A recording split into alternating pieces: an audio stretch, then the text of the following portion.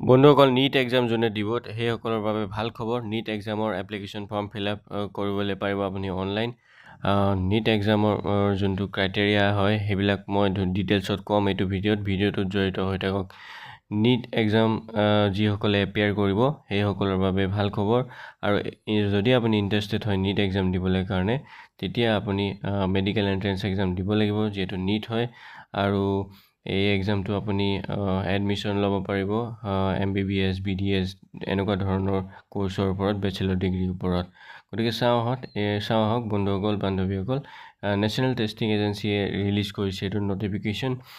যিহেতু অনলাইন আপুনি ৰেজিষ্ট্ৰেশ্যন কৰিব লাগিব। সকলোখিনি ডিটেইলছত আমি জানিম। চাওঁ আহক ভিডিঅ'টো কেনেকৈ আপুনি নীট এক্সামৰ কাৰণে এপ্লাই কৰিব পাৰিব। ইয়াৰ যোনটো নীট এক্সাম ফৰ্ম ফিল আপৰ ডিটেইলছ হয় সেইটো এই ভিডিঅ'টোত মই ডিটেইলছত ক'ম। আপোনালোকে ভিডিঅ'টোত শেষলৈকে জড়িত হৈ থাকিব। দেখিছে নীট এক্সামৰ এইটো আহি গৈছে। কোৰ্চ যোনটো আছে সেইটো MBBS ধৰি লওক, বেচেলৰ অফ চাৰ্জাৰী যিসকলে কৰিব সেইসকলৰ বাবে, ডেণ্টেল চাৰ্জাৰী BDS, যিসকলে bachelor of Ayurvedic medicine and surgery কৰিব BAMS সেইসকলৰ কাৰণে, আৰু bachelor of homeopathic medicine and surgery BHMSৰ কাৰণে, আৰু bachelor of CD medicine Siddha medicine and চাৰ্জাৰীৰ কাৰণে, আৰু উনানী মেডিচিন। এইবোৰ পজ মাৰি চাই ল'ব আপুনি এইকেইটা কোৰ্চৰ কাৰণে। আৰু এক্সামৰ যোনটো ডেট আছে সেইটো 4 মে ছানডে আছে।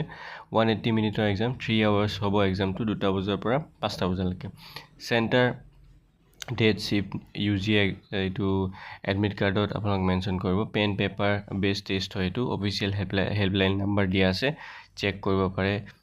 ইয়াতে মই দি দিছোঁ, অফিচিয়েল ৱেবছাইটটো দি দিছোঁ। এইটো এলিজিবিলিটি ক্ৰাইটেৰিয়া, মানে এইটো এপ্লাই কৰিবৰ কাৰণে নীট এক্সামৰ কাৰণে আপোনাক কি হ'ব লাগিব। নেশ্যনেল টেষ্টিং এজেঞ্চিয়ে যোনটো ক্ৰাইটেৰিয়া ৰাখিছে এলিজিবিলিটি সেইটো চাওঁ আহক। প্ৰথমতে ইণ্ডিয়ান নেশ্যনেল হ'ব লাগিব, NRI হ'ব লাগিব, OCI হ'ব লাগিব, PIO হ'ব লাগিব, ফৰেন হ'ব লাগিব। এজ লিমিটটো ৰাখিছে 17 বছৰ কমপ্লিট হ'ব লাগিব এডমিশ্যন, নহ'লে এইটো এজ যোনটো আছে or before 31 December years of his her admission first year of undergraduate medical course. Lower age limit 31/12/2008, upper age limit নাই। ঠিক আছে। এডুকেশ্যন কোৱালিফিকেশ্যন কি লাগিব? 12 পাছ হ'ব লাগিব। ছাবজেক্ট থাকিব লাগিব English, physics, chemistry and biology, biotechnology individually from a recognise board or university. Minimum marks কিমান লাগিব ইয়াতে মেনশ্যন কৰা আছে, প'জ কৰি পেলাই চাই ল'ব। আৰু যিসকল ইণ্টাৰেষ্টেড কেণ্ডিডেট আছে সেইসকলে এই এক্সামটোত এপিয়াৰ কৰিব পাৰিব। আৰু ইয়াতে দেখিছে এপ্লিকেশ্যন ফি যোনটো আছে সেইটো ইয়াতে মেনশ্যন আছে। জেনেৰেল কেটেগৰীৰ কাৰণে যোনটো আছে সেইটো 1700 টকা। ইণ্ডিয়া হ'লে মানে আউটছাইড ইণ্ডিয়ান হ'লে মানে 9500। জেনেৰেল EWS OBC NCLৰ কাৰণে 1600, আৰু আউটছাইড ইণ্ডিয়া হ'লে মানে 9500। SC ST PWBD থাৰ্ড জেণ্ডাৰৰ কাৰণে 1000 টকা ইণ্ডিয়াৰ কাৰণে, আৰু আউটছাইড কাৰণে 9500। আৰু কেনেকৈ আপুনি এই এক্সামটোৰ কাৰণে এপ্লাই কৰিব সেইটো চাওঁ আহক।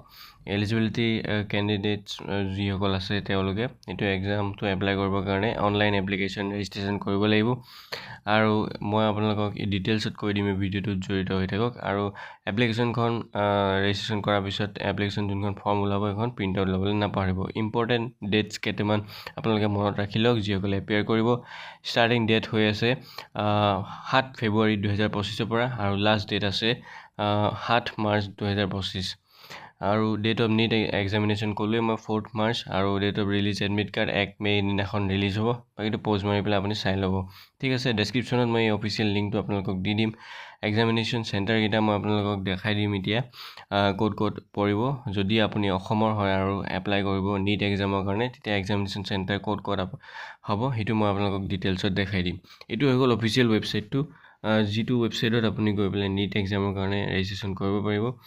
আৰু ৰেজিষ্ট্ৰেশ্যনত ইয়াতে যিকেইটা দিয়া আছে সেইটো ফাৰ্ষ্টত দিয়া আছে এইটো এক্সামিনেশ্যন চেণ্টাৰটো। এক্সামিনেশ্যন চেণ্টাৰ আমাৰ অসমত, যিহেতু অসমৰ ল'ৰা ছোৱালীয়ে বহুতে নীট এক্সাম দিয়ে সেইসকলৰ বাবে ভাল খবৰ এইটো। প্ৰত্যেক বছৰে দিয়ে, আৰু মই এতিয়া আপোনালোকক দেখাই দিম যে অসমত ক'ত চেণ্টাৰ আছে। এইকেইটা চেণ্টাৰকেইটা আপুনি চাব পাৰিব।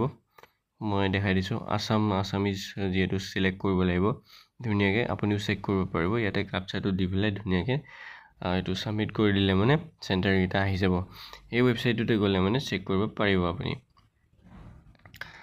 এতিয়া চাওঁ আহক চেণ্টাৰকেইটা ক'ত আছে যেটো প্ৰায়ভাগ ডিষ্ট্ৰিক্টত হ'ব লাগে চেণ্টাৰকেইটা এইটো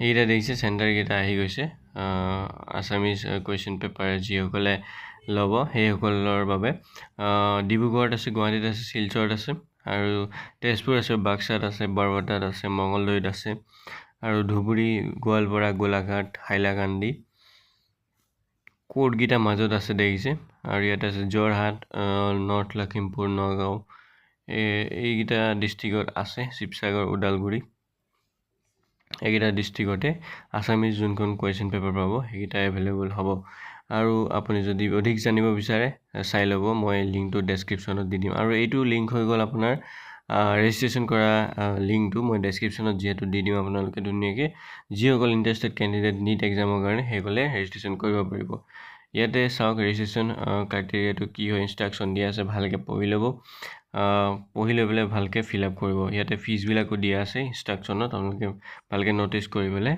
ফিল আপ কৰিব এতিয়া এইটো টিক কৰি পেলাই যোনটো প্ৰচেছৰ এলিজিবিলিটি ক্ৰাইটেৰিয়া আছে সেইটো টিক কৰি পেলাই দেখিছে ডিটেইলছ দিব লাগিব আপোনাৰ বেছিক ডিটেইলছ ধুনীয়াকৈ ডিটেইলছখিনি দি পেলাই আপুনি ছাবমিট কৰিব লাগিব ছাবমিট কৰি দিয়াৰ পাছত আপোনাৰ এপ্লিকেশ্যনখন হৈ যাব ছাবমিট আৰু আপুনি এনেকৈ নীট এক্সামৰ কাৰণে এপিয়াৰ কৰিব পাৰিব যদি আপুনি ইণ্টাৰেষ্টেড হয় আজিলৈ ভিডিঅ'টো ইমানেই